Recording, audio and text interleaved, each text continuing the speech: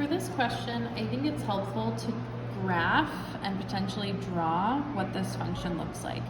You can draw it in, or you can graph it by typing it into y equals in the TI-84. We can also just know by now that a log basically follows the same curve.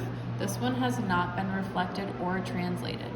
So it's still going to look generally something like this, and it will get closer and closer to the y-axis, but it will never touch the y-axis, which means, and let's make sure we notice that it asks which of these statements is false.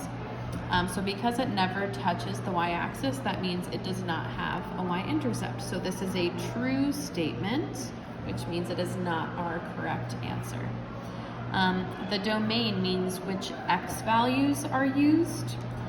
The x values in use are everything greater than 0, so all of the positive real numbers. So this is a true statement, so that's not the correct answer choice. And finally, range is which y values are used. So the y values include everything all the way down to negative infinity, and then it continues increasing all the way up to positive infinity. So this is also a true statement. Hopefully that means 1 is the correct answer because it is false. This is false because they wrote the equation incorrectly. So the asymptote is along the y-axis, but the equation for the y-axis is x equals 0, not y equals 0.